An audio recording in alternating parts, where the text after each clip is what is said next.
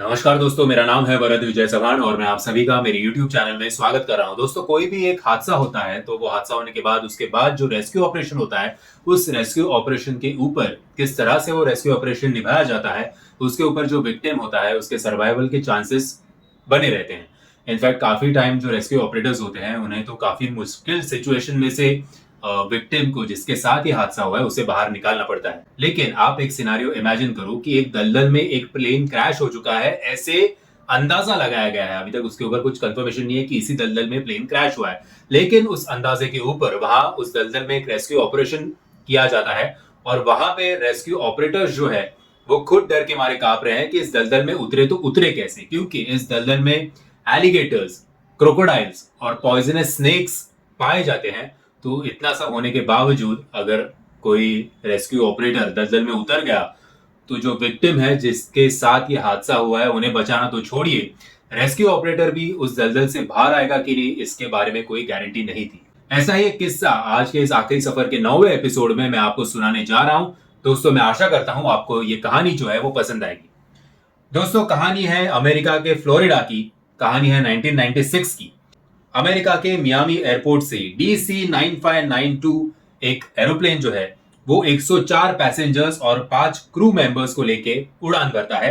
Total 109 लोगों के साथ ये प्लेन जो है वो उड़ान भरता है। प्लेन के दो कैप्टन से, दोनों काफी अनुभवी कैप्टन से। दोनों कैप्टन का नाम, एक का नाम है कैंडी कुबेक और दूसरे का नाम रिचर्ड हैजन। ये फ्लाइट जो है वो वैल्यूजेट कंपनी की है। वैल्यूजेट कंपनी ये हादसा होने से जस्ट 3 साल पहले ही लॉन्च हुई थी और 3 साल में ही इसने अपने आजू बाजू के सारे कंपटीटर्स को खत्म कर दिया। उसके पीछे कारण ये था कि वैल्यूजेट कंपनी ने खुद के टिकट्स का प्राइस जो है वो काफी कम रखा था। सो नॉर्मली लोग जो है वो कौन सा अफोर्ड कर पाते हैं उसी को पसंद ही देते हैं। तो इसी तरह वैल्यूजेट कंपनी के टिकट जो है वो काफी बिकने लग गए, क्योंकि लोग इस प्लेन का टिकट इजीली अफोर्ड कर पा रहे थे। लेकिन जब आप टिकट के प्राइस कम कर देते हो तभी आप अन्य चीजों में कॉम्प्रोमाइज करना शुरू कर देते हो। फॉर एग्जाम्पल, अभी पहले तो प्लेन्स में खाना और पीना फ्री था, अभी आपको खाने के लिए चार्ज भरना पड़ता है। इंटरनेशनल फ्लाइट में तो आपको मिलता है, लेकिन डोमेस्टिक फ्लाइट में अभी खाना पीना अगर आपको करना होगा तो यू हैव टू पे।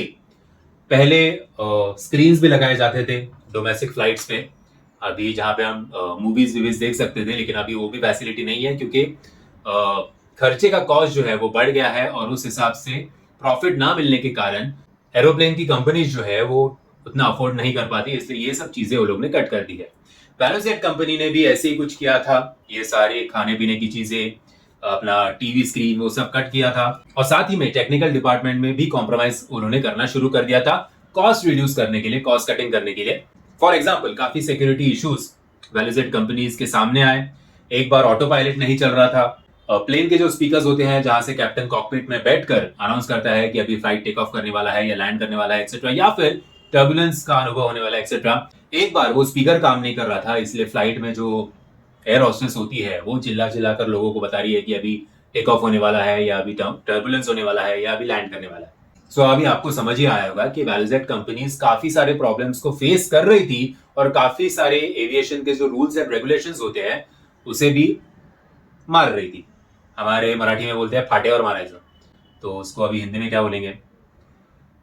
थोड़े इजी सोफिस्टिकेटेड लैंग्वेज में मैं अगर बोलूंगा तो जो रूल्स एंड रेगुलेशंस थे उसको नजरअंदाज कर रही थी जस्ट टू अर्न प्रॉफिट, क्योंकि इन्होंने टिकट का प्राइस जो है वो कम रखा था। दोस्तों, दोपहर को 2:03 पे ये फ्लाइट जो है वो मियामी एयरपोर्ट से टेक ऑफ करती है। टेक ऑफ करने के हार्डली 10 या 15 मिनट के बाद एक साउंड आता है कॉकपिट में। तो सारे पैसेंजर्स परेशान कि अभी कॉकपिट में से आवाज आई है तो कुछ गड़बड़ तो नहीं है। अभी आप एक इमेजिन करो, आप एक गाड़ी में बैठे हो, गाड़ी के पिछले सीट में बैठे हो, आराम कर रहे हो, आग भी बंद करके बैठे हो। अचानक से ड्राइवर का समझो हाथ उसके साइड के शीशे में लग गया और एक जोर से आवाज आई, तो आप भी दचक कर उठ जाओगे और आपको भी लगेगा कि गाड़ी ठोक वोक तो नहीं दी। उसी तरह का, ऐसे नहीं कह सकते, एक्चुअली उससे ज्यादा लेवल में पैसेंजर्स में घबराहट फैल गई थी, क्योंकि कॉकपिट में से एक जोरदार आवाज आया था। कैप्टन ने, को कैप्टन ने और एयर होस्टेस, इन लोगों ने छानबीन करना शुरू किया कि आवाज कहां से आई। तो कुछ समय बाद ये मालूम पड़ा कि आवाज जो है वो कार्गो में, जहां पे लगेजेस रखे जाते हैं, वहां से ये आवाज आई है। और आवाज आने के बाद वहां से स्मोक भी आना चालू हुआ और ये स्मोक जो है वो अभी प्लेन में फैलना शुरू हो चुका है। जैसे स्मोक प्लेन में फैलता है वैसे सारे पैसेंजर जो है वो पैनिक होते हैं, ऑक्सीजन की डिमांड की जाती है, ऑक्सीजन के जो पाइप्स होते हैं वो भी नीचे आते हैं मास्क के साथ। कुछ समय बाद पायलट जो है वो थोड़ा थोड़ा प्लेन से उसका कंट्रोल जो है वो लूज करना शुरू कर देता है। पायलट तुरंत एटीसी के थ्रू मियामी एयरपोर्ट को कांटेक्ट करता है, एटीसी यानी एयर ट्रैफिक कंट्रोल। अगर आपको पता ही होगा कि जब एक प्लेन हवा में उड़ता है तो हमें लगता, मैं तो जब छोटा था तभी लगता था कि प्लेन उड़ाना बहुत आसान है, ऊपर कुछ ट्रैफिक नहीं है, ना सिग्नल्स है, ना कोई क्रॉस करने वाला है, ना जानवर है, कुछ नहीं कुछ नहीं, बस एक बार उड़ाओ, सीधा सीधा चले जाओ और जहां पे प्लेन को पहुंचाना है वहां पे पहुंचा लो। लेकिन ऐसे होता नहीं है, वहां पे एयर ट्रैफिक कंट्रोल एटीसी ही आपका मालिक है, वही आपको बताता है कि मौसम कहाँ पे खराब है, आपको किस कोऑर्डिनेट्स को फॉलो करके जाना चाहिए, कहाँ पे आपको टर्बुलेंस का अनुभव हो सकता है, कहाँ पे कैसे बादल है, इत्यादि इत्यादि। सो एयर ट्रैफिक को कॉल करता है और एयर ट्रैफिक बोलते कि ठीक है आप यू टर्न मार लो, आप घुमा लो, तब तक हम रनवे जो है वो क्लियर कर देंगे। अभी बिना रनवे क्लियर करे कोई भी प्लेन कितनी ही इमरजेंसी में ही क्यों ना हो वो लैंड नहीं कर सकता। आपने भी काफी टाइम नोट किया होगा कि आपको अनाउंसमेंट सुनाई देती है कि अभी हम लैंड करने वाले हैं, और इस अनाउंसमेंट के 10 मिनट बाद, 15 मिनट बाद, कभी कभी आधे घंटे तक हम लोग हवा में ही घूमते रहते हैं, गोल गोल रानी खेलते रहते हैं। वो इसलिए क्योंकि रनवे पे जो ट्रैफिक है वो अभी तक क्लियर नहीं हुआ है, और ऐसे समय पे प्लेन को रनवे पे उतारना खतरों से भरा हुआ है, इसलिए सो एटीसी बोलता है कि ठीक है आप यू टर्न मार लो, तब तक हम घुमाते हैं। जैसे ही प्लेन यू टर्न मारता है तब आहिस्ते आहिस्ते वो पायलट का ऑलमोस्ट 70 to 80% प्लेन के ऊपर का कंट्रोल जो है वो निकल जाता है और प्लेन जो है वो आग पकड़ लेता है। अब जैसे ही प्लेन आग पकड़ लेता है, एटीसी के साथ इसका जो कांटेक्ट था एयरप्लेन का वो पूरी तरह से टूट जाता है, क्योंकि ये आग जो कार्गो सिस्टम में से लगी थी वो प्लेन में मौजूद हर एक इलेक्ट्रॉनिक डिवाइस को या वायरिंग्स को जला देती है। अब अगर आपका अभी एटीसी के साथ कांटेक्ट टूट गया तो ऐसे हम कह सकते हैं कि अब भगवान ही मालिक है, अभी कुछ हो नहीं सकता। अभी पायलट के इंस्टिंक्ट्स पर और 109 लोगों के नसीब पर ही ये प्लेन सुरक्षित तरीके से लैंड करेगा कि नहीं, ये इसका निर्णय तो भगवान ही ले सकते हैं, ऐसे हम कह सकते हैं। मीनवाइल जब इस प्लेन में आग लग गई तब पीछे से एक छोटा प्लेन आ रहा था और उस छोटे प्लेन ने इस प्लेन में लगी आग को देख लिया। वो छोटे प्लेन ने मियामी एयरपोर्ट से कांटेक्ट किया और कहा कि ऐसे ऐसे है, लेकिन अभी मियामी एयरपोर्ट के जो गाइडलाइंस है या जो इंस्ट्रक्शंस आ रहे हैं वो अभी ये छोटा प्लेन भी उस प्लेन तक कैसे पहुंचाए, क्योंकि उस प्लेन का जो रेडियो सिस्टम है वो ही पूरी तरह से खराब हो चुका है। जब इन दोनों का, उस छोटे प्लेन का और मियामी एयरपोर्ट का कम्युनिकेशन चालू था, तब उस छोटे प्लेन के पायलट ने बताया कि अभी ये प्लेन जो है वो नोज के बल आ चुका है और अभी ये क्रैश करने वाला है। जब पूरी तरह से पायलट का कंट्रोल किसी भी एयरप्लेन से छूट जाता है तब वो प्लेन नोज के बल नीचे गिरता है।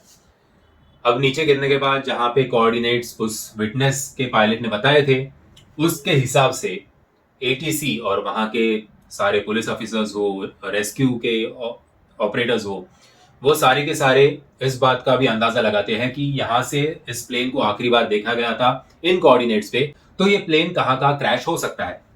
उसके हिसाब से इन्हें लगा कि वहां पे एक एवरग्लैंड्स करके एरिया है, वो एरिया भी ऐसा है कि बारिश के समय हैवी रेन्स के वजह से वहां पे नदी बन जाती है, वो एरिया जो है वो नदी का रूप ले लेता है और जैसे ही समर स्टार्ट होते हैं तो वो एरिया जो है वो दलदल में कन्वर्ट हो जाता है। अभी अगर ये दलदल में कन्वर्ट हो गया तो वैसे भी प्लेन को ढूंढना थोड़ा मुश्किल होगा, इस बात का अंदाजा इन लोगों को आ चुका था। इन्हें लग रहा था कि हो ना हो, वो एवरग्लैंड्स का एरिया भी बहुत बड़ा था, तो ये प्लेन जो है वो उस दलदल में ही जाके क्रैश हुआ है। अभी जैसे ही रेस्क्यू टीम वहां पे पहुंची, पहले तो इन्हें किसी भी प्रकार का कोई मलबा प्लेन का वहां पे दिखाई नहीं दिया, तो वो भी परेशान किया, अभी प्लेन गया तो गया क्या, या तो धरती खा गई या आसमान निकल गया। लेकिन थोड़े बोट्स विट्स लेकर, क्योंकि वहां पे उस दलदल में कोई भी स्कूबा डाइवर ऐसे उतर नहीं सकता था, क्योंकि मैंने आपको वीडियो के स्टार्टिंग में बताया था कि वो दलदल पॉपुलर था एलिगेटर्स, क्रोकोडाइल्स और पॉइजनस स्नेक्स के लिए। तो अभी उतरे कैसे, तो मशीन्स के थ्रू जांच किया गया कि नीचे दलदल के सरफेस पे कुछ दिखाई देता है क्या।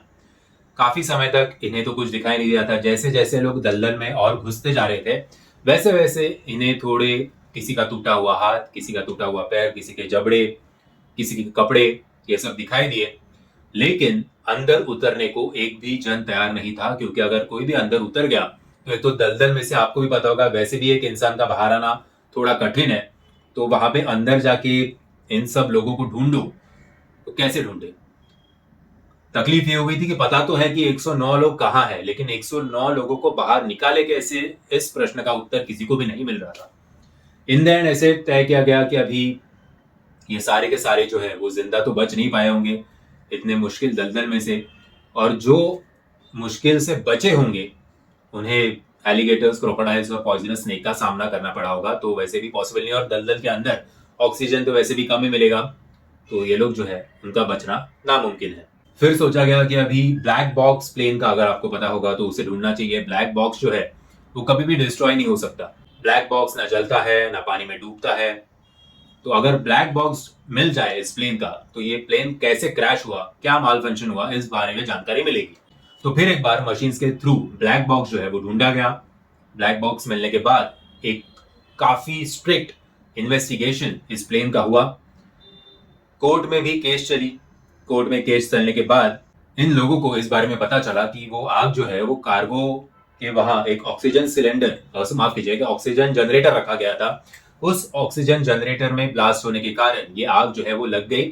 और फर्स्ट ऑफ ऑल ये ऑक्सीजन जनरेटर आप प्लेन में कैरी नहीं कर सकती, लेकिन जैसे ही मैंने आपको वीडियो के मिड में बताया था कि ये जो वैल्यूजेट कंपनी है वो काफी सारी चीजों में कॉम्प्रोमाइज कर रही थी। ऑक्सीजन जनरेटर वो लोग ने इसलिए रखा था कि बाय डिफॉल्ट अगर कभी ऑक्सीजन मास्क जो है वो नीचे लाने पड़े तो ऑक्सीजन कहाँ से लाए, तो उसका जुगाड़ जो है इन लोगों ने ऑक्सीजन जनरेटर के थ्रू किया था। लेकिन जिस ऑक्सीजन जनरेटर को जान बचाने के लिए लगाया गया था, वही ऑक्सीजन जनरेटर लोगों की जान लेने का कारण बना। सबसे पहले जब कोर्ट में कार्रवाई चली तो कोर्ट ने 3 कंपनीज को दोषी पाया। एक खुद वैल्यूजेट कंपनी जिसने किसी भी रूल्स को फॉलो नहीं किया। दूसरी जो है वो सुबरटेक कंपनी जिसने एरोप्लेन को प्रॉपर मेंटेन नहीं किया। तीसरी FAA जिसने स्मोक डिटेक्शन या ये सारी चीजें प्लेन में इंस्टॉल नहीं की थी। साथ ही में एक ऐसे बंदे को कोर्ट ने दोषी पाया इन्वेस्टिगेशन में, जो बंदा इस प्लेन के मेंटेनेंस के लिए पूरी की पूरी जिम्मेदारी उसके कंधों पर थी।